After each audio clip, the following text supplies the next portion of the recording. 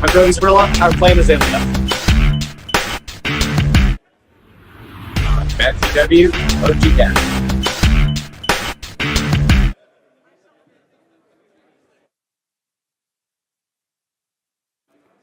Alrighty, folks. The players are set.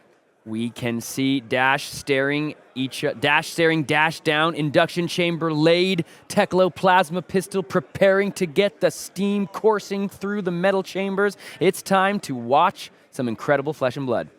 Just because these are two Dash players, and not just Dash, but OG Dash, Dash Inventor Extraordinaire, it does not mean that their lists are identical, and we can see some of that already on display.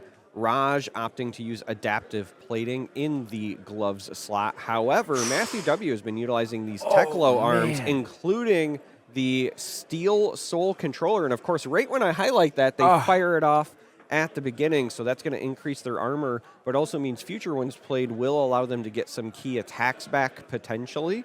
And that's a great turn 0 play. Yeah, I mean, this is what it's in the deck for, truly, is the turn 0 kind of high roll. All of a sudden, you just gained 5 points of life, basically, over the course of that controller's lifespan. This is just massive for Matt W. He is first seed in the tournament, so put himself first in the match for that reason, and that reason alone. You often want to be second when you're the aggressive deck, just in case you want to be able to have the first kind of true attack. But the Steel Soul controller there, just a huge turn 0 play for Matt W. And we're going to see the Crown of Providence used on this first Teklo Plasma pistol, almost for sure just for that filter effect of the hand. Yeah, I was just about to say, this is very clearly Matthew W saying, I want to assemble the best possible start.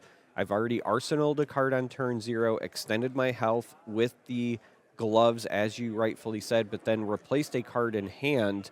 And I believe I've already seen a couple of key cards in Matthew W's hand as well, so the damage will likely go through here.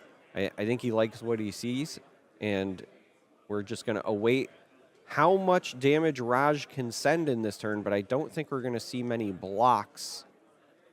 And 6 more now coming toward Matthew W. I believe that's a payload on the chain link. 6 with Dominate, often brought in for the Dromai matchup. This time it's just going to be 6 straight to the dome, as Matt W is going to have to try to shore up if he wants to throw any single card in front of it. Yeah, and I think the answer is going to be no. It looks like that is the confirmation. Has now went down to 30, but also, again, full cards in hand, has the arsenal, has the additional kind of health gained, if you will, from the Evo Steel Soul controller that was played on turn 0. And now we await the crackback. We're going to start with an Expedite. That boosts. I see another Expedite in hand as well. Expedite, blocking Expedite here. Yeah, Expedite, blocking Expedite. There is followed by an Expedite. Yeah. So we are very expeditiously working through these Expedites, but a Backup Protocol Red is the boost this time around. 2 cards boosted. Backup Protocol Red, one of the key differences in the matchup that we did want to highlight to start this game. It is a really powerful Spark of Genius target, as well as a way to recur some of the most powerful cards in the Dash deck. 2 in the list here for Matt W, but 1 headed straight to the Banish Zone after a boost off of this Expedite. You have to wonder if both of those get boosted, or if one is able to be kept in deck, if it becomes a difference maker here, as the heroes are similar. We're going to go ahead and now fire off the Pulse Wave Harpoon, pitching that Twin Drive to the bottom. Another powerful card in the maximum velocity, going to be going ahead and headed to the Banish Zone there as a result of the boost cost. This Pulse Wave, however, might grab a Twin Drive from Mr. Parikh's hand. Well, I believe it's the only one that it can target, because the other card is an item, has no block value. So Raj essentially saying, yeah, you're going to get this Twin Drive, but that's okay, because if I can then set up on my turn, play this Teklo core, that is an option. Or I'll just save it with the blue pitch here, maybe fire the pistol. And no, we are just going to deploy it, set up for the future. I think this is the right call. The bad news is Raj really didn't have a choice in the matter either, right? The Pulse Wave Harpoon doing Pulse Wave things took away the Twin Drive. And now we're back to Matthew W in control. It's going to be another 5-card hand, starting things off with a zipper hit. Is boosted. We're going to have 1 resource floating, 2 resources floating, because that was a blue throttle pitched. 5 go again. Pretty damn good. these dash cards, their rate of delivery, their rate of response, so high because you do have to get rid of a card in your deck often to give them their full-powered potential. But if this matchup isn't going to fatigue, then all of a sudden you're just playing some really powerful go-again cards. 5 damage, gonna connect. Raj headed down from 39 to 34 here. Let's see how Matt wants to continue the turn. Haven't seen any steam counters put on his kind of pistol loadout so far. Yeah, you know, it's interesting because you mentioned the fatigue game plan. These are both Dash players that tend to play the aggressive version.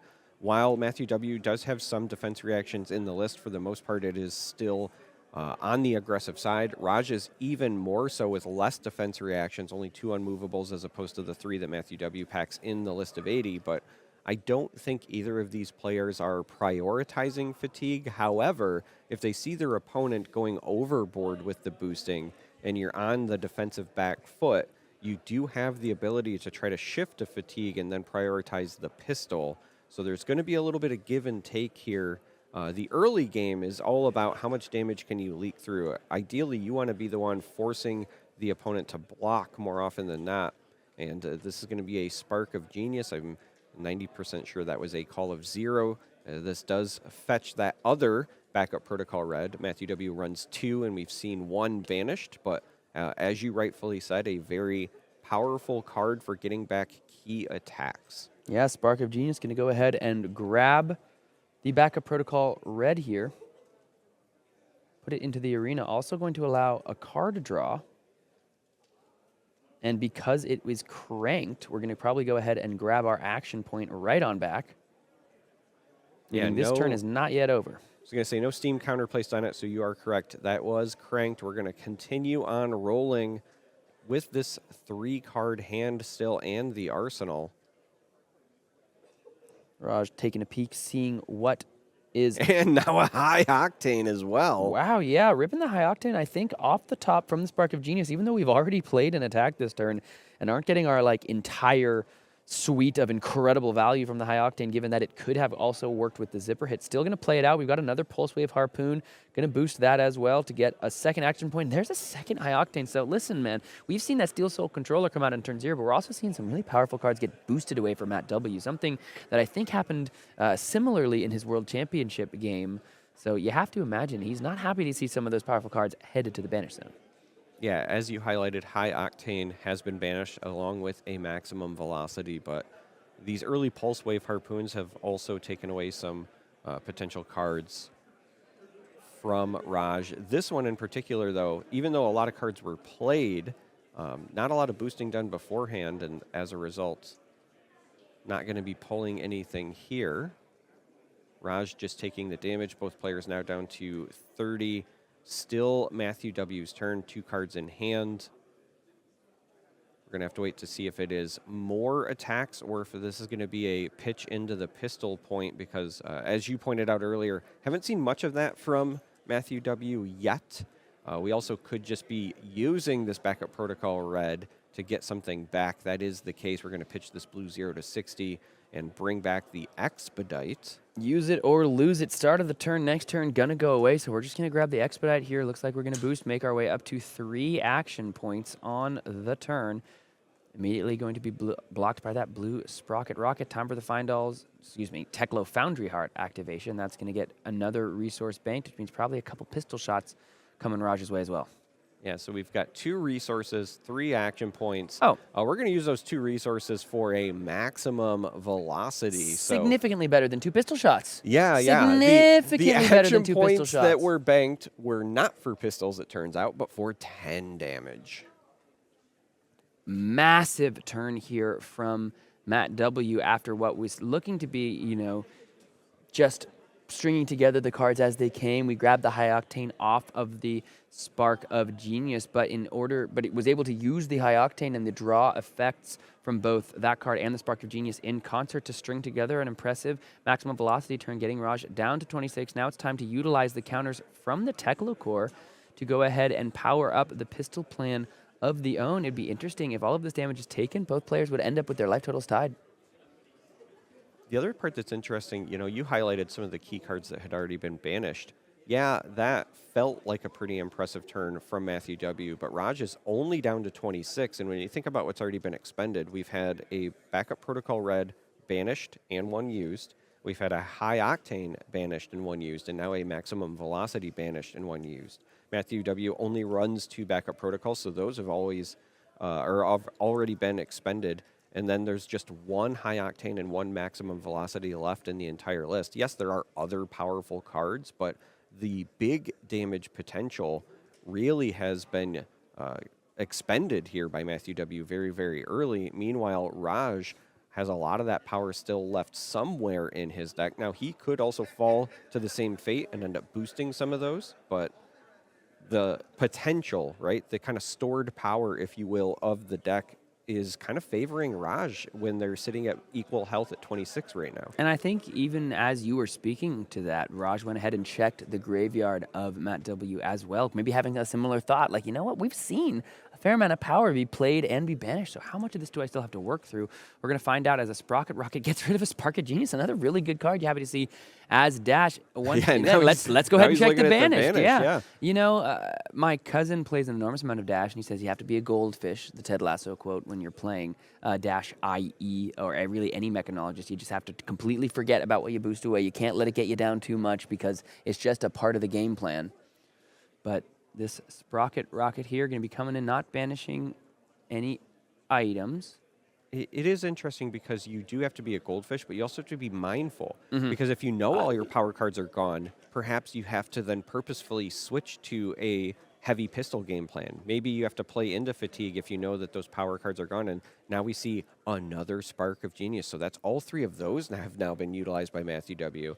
At this point, I feel like this has to be finding either a purifier or an induction chamber.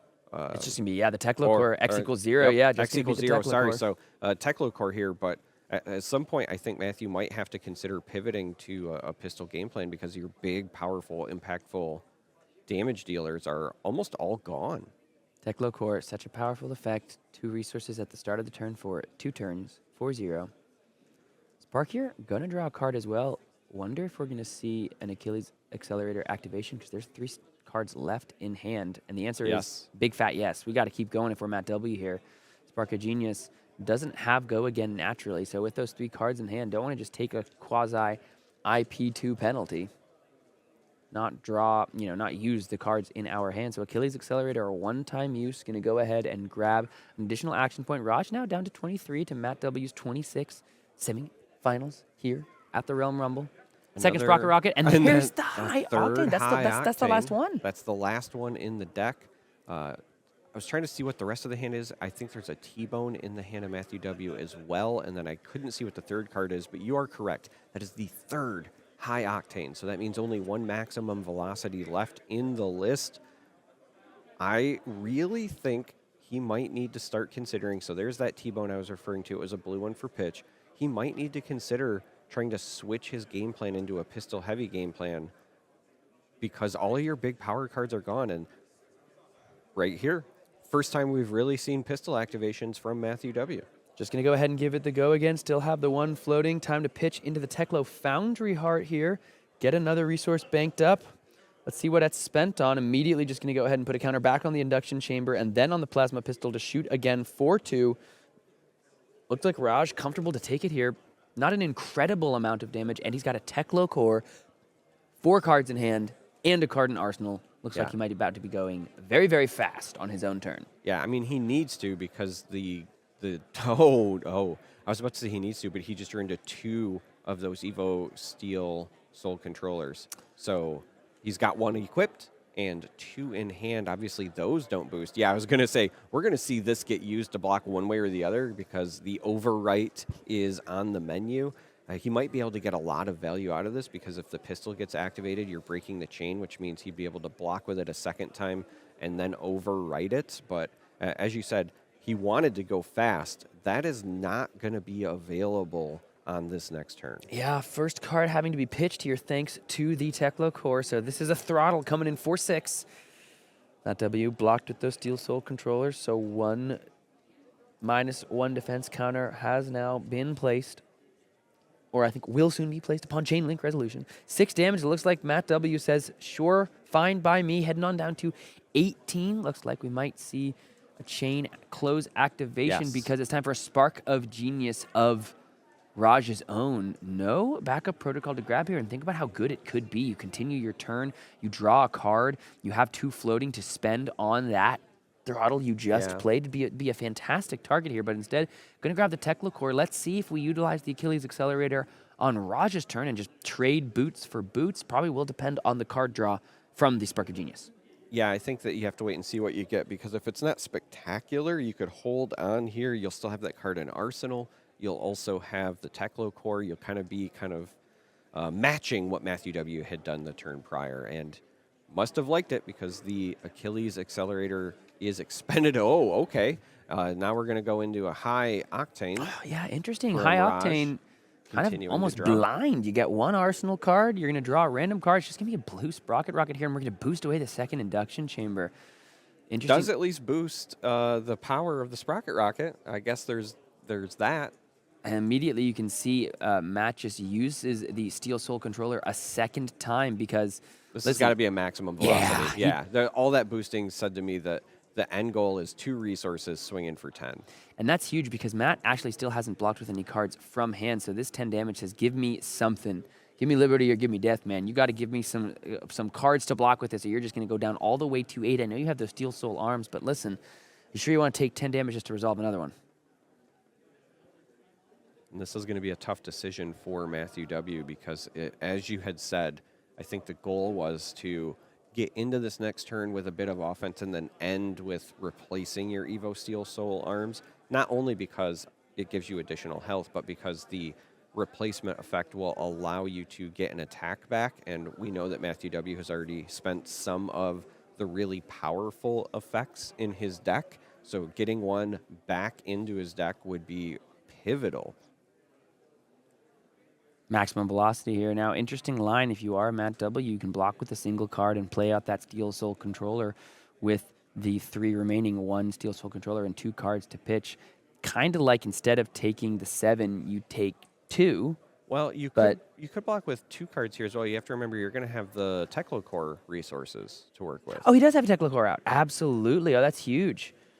That's huge. Yeah, I was looking at the, I know some of those more control slanted dashes run the Tunic for precisely this play, Tunic and a blue. But it looks like we're just going to throw the Tekla Foundry Heart at least to start. Is that going to be all is the question? The answer is yes. Going to take a lot of damage. So that means he must have other cards. It's been kind of hard to see, but he must have other cards that he wants to play before ultimately using the Steel Soul. And I think this might be fine because you're getting the free resources from the Tekla core. Your opponent's at 16. You know that you're kind of running out of your own offense, so you might as well keep the foot on the gas, generate as much pressure as possible, and then overwrite. So we're going to start with the 0 to 60 with a boost, sending away a T-bone. 0 to 60. Met with a Foundry Heart block. 2 damage going to come across. Raj headed down to 14 here.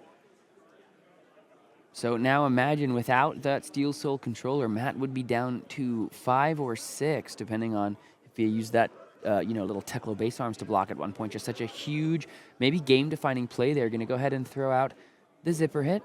Yeah, I think that one is a blue, though, so not quite as threatening.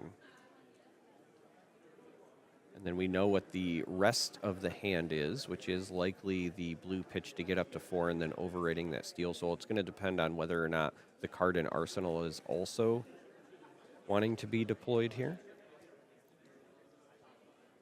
Yeah, exactly the one floating here can be used to shore up for that Steel Soul Controller. You Evo on top of the same Evo. I am interested in... Oh, the zipper hit attacks for 3, right?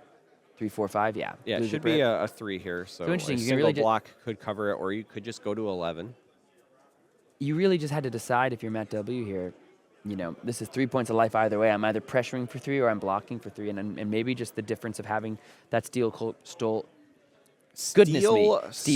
Controller. I've been tripping over my words all weekend. Well, today has been especially bad for me. Steel Braid Buckler earlier damn near gave me an aneurysm.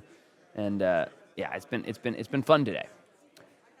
Long 3 days here at the Realm Rumble, just absolutely making sure we get as much incredible games on this coverage as we can. 3 damage does go through. Raj deciding to keep his full grip of cards. Chain is breaking, so instead we're going to load that pistol and fire. 2 more damage coming across here. Have that induction chamber and have the foundry heart to get back up to the 4 resources we need in order to play out the second controller. Yep, we're going to activate that now with the blue pitch. And with the banishes there, as you rightfully pointed out, up to 4 total resources, and that will be overwriting the other Steel Soul controller, which will then trigger. Steel Soul controller, when you put it on the same base, just gonna hang out. Triggers if you go off of a different name. Oh, a different name. Yes, that's correct. It has to transform from or into one with a different name. So this is just going to extend the health. Which is huge still. It's not, you don't. Yeah, you know, no, that's you don't very get, important. You don't get to recur your throttles or your, other 6 power if you have anything. But the Steel Soul controller immediately being sent in for blocking capability, going to block 3 of that throttle. Huge here. I mean, think about how much life these cards have gained, Matt W. Right there, that's 7 life immediately. That's the 7 life that he currently has. He has prevented with his arm slot over the course of this game. All right, we're going to have a Pulse Wave Harpoon, however, saying, give me another card from your hand. So we're going to show a zipper hit and a 0 to 60. Not able to grab either of them. Not able to grab, yeah, because it's 3 blocks apiece. That's one of the good things about playing the Mechanologist here. So many of those cards block for 3. It wasn't until Bright Lights that we even really saw maybe any Mechanologist cards, other than the ones that don't block at all, block for less than 3, which it did make me feel a little... I was a little scared of that in Bright Lights. If all of the new crazy cards all blocked for 3, I was like, this might get ugly out here. It always feels weird to me as well whenever I see like a Guardian card that doesn't block for 3, and they do exist. They're just rare, but they do exist. Pummel. No, that's a generic. I'm kidding. You're right. It's a Guardian. I'm kidding. No, like cards like Seismic Rift, for example. When I saw that, I was like, oh, this doesn't block for 3. That feels weird. New cards. New cards. Blocking is good. Pulse Wave Harpoon coming in for 4 here, threatening to put Matt W all the way down to 3. It's amazing. You can really just look right now at the game state and take in. It's been the arms that are keeping him alive. They are keeping him alive, but also he's going to let this through. How much damage does Raj have up his sleeve? Raj breaking the combat chain to activate the heart that allows Matthew W to block again with those gloves if he needs to. But Passing instead, the turn. he's just going to load up his equipment, the induction chamber, the pistol, and then pass. And I like this because it gives you the opportunity to still attack with that pistol if you have to fully block out here.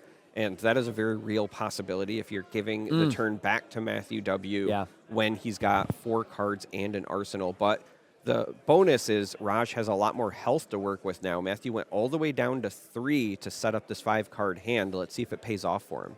I think that's absolutely true. If you lose all the cards out of your hand, that tech low core, if you don't sacrifice it to the adaptive plating, you can just attack with the pistol and then have the resources to put back into it. I think that's huge.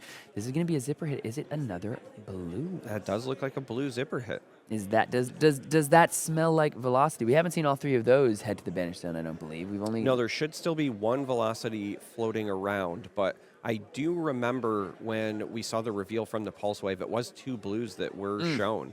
So you could be onto something where he kept the hands just because he needs X number of boosts, and if you don't have Twin Drive and you still want to set up maximum velocity, that could be it. Tech low core might go a long way into powering up this turn. Time for a 0 to 60. This is also going to get the boost. Oh, no. There goes the other maximum velocity off the top of the deck with the boost.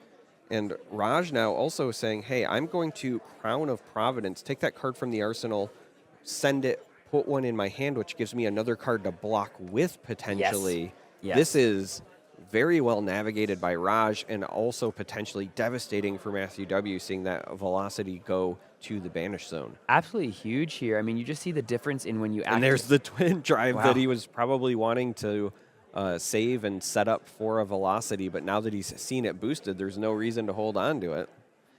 Yeah, I mean, you see just the power in the Crown of Providence effect. Matt W. kind of, I don't know if forced or just, was interested on that turn and having as much power as he could, but because he used it mainly for its filter effect and Raj was able to hold on and now utilize it on this late stage of the game, able to filter a card from the arsenal and put it back into the hand. I mean, not only is it a card you can block with, if you are able to stay alive, but you are able to keep an extra card to pitch, to fill up your pistol and your steam induction chamber once again.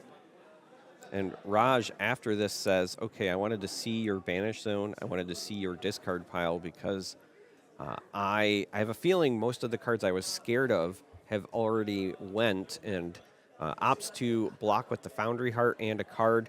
This is going to be a Pulse Wave Harpoon from Matthew W. to close things out. He gets to see everything, but there were some very powerful cards still in the hand of Raj there.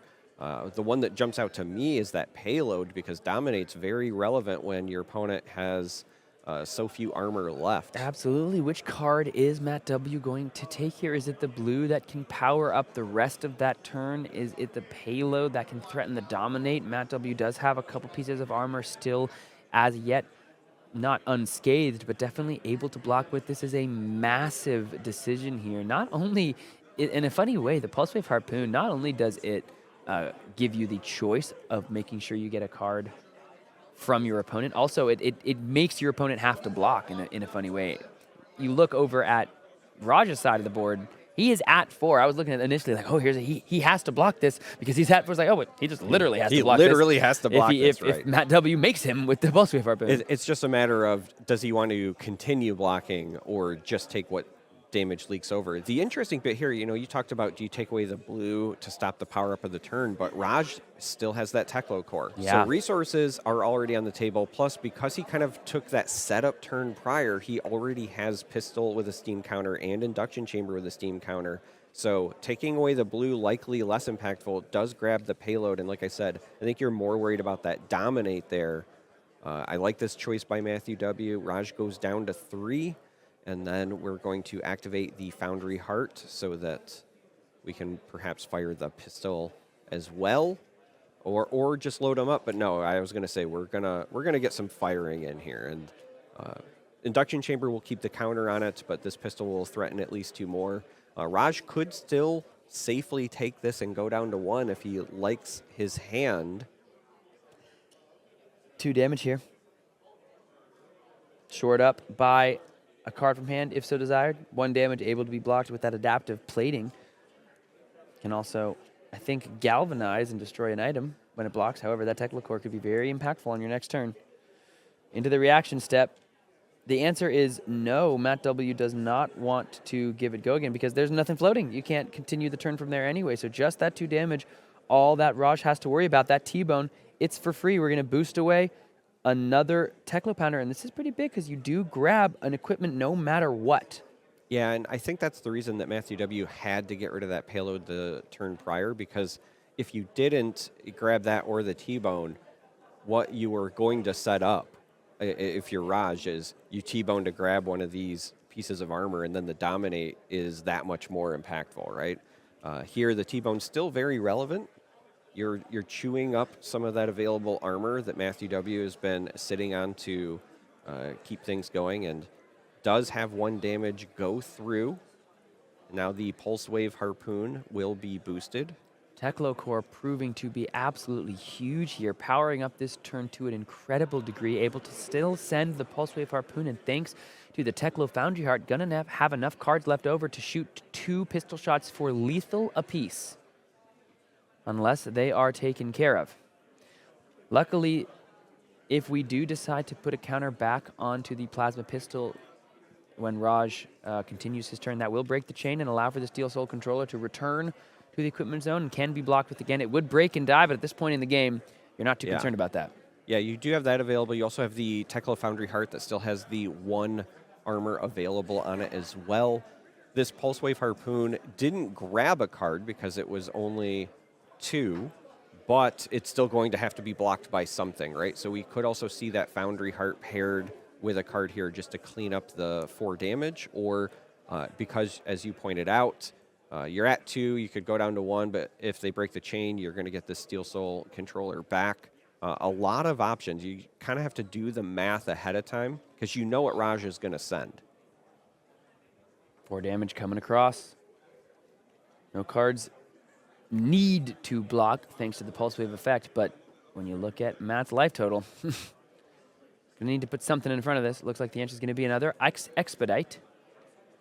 1 damage gonna come across. Yep, 1 damage does come across, and at this point, each of these pistol shots represents lethal. They have to be fully blocked. The chain has not been broken yet. Gonna go ahead and give it go again.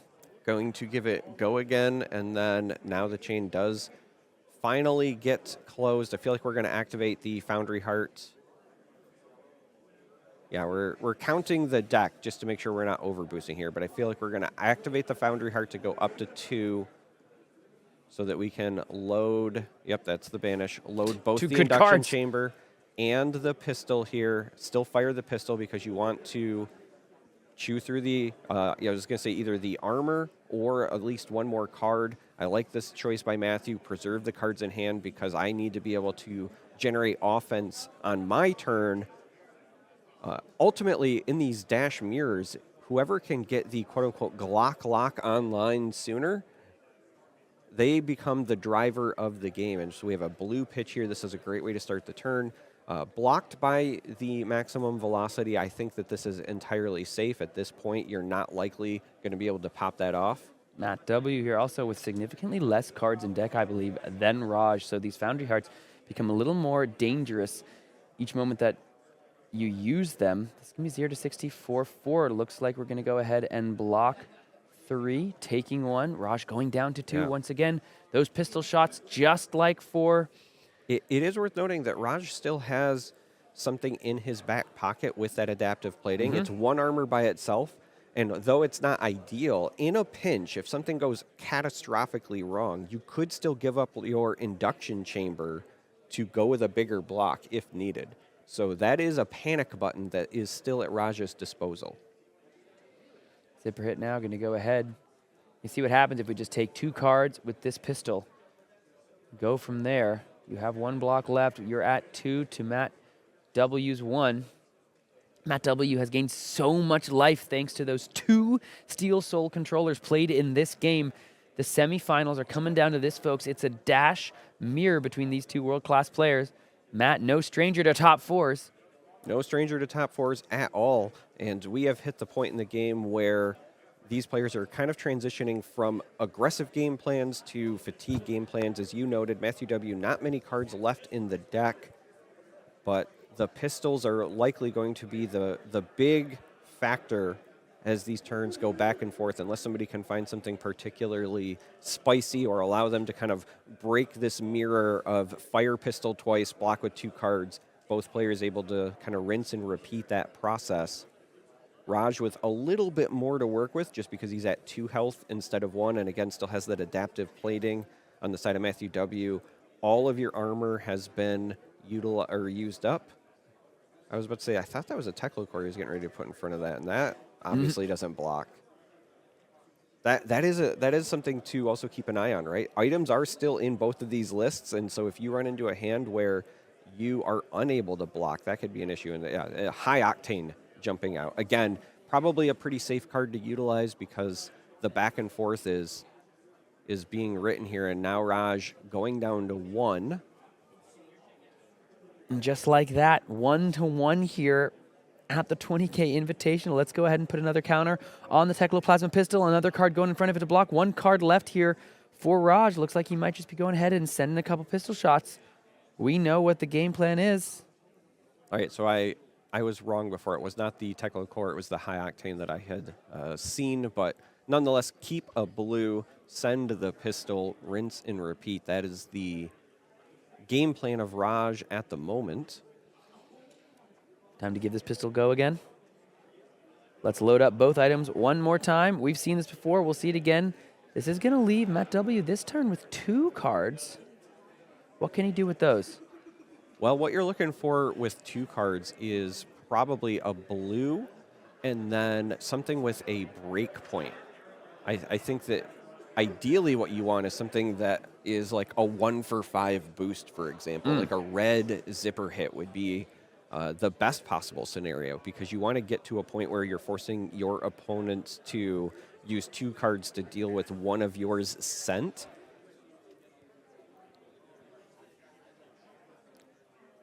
You're also, as I said before, kind of hoping that your opponent just draws an item that they're unable to block with.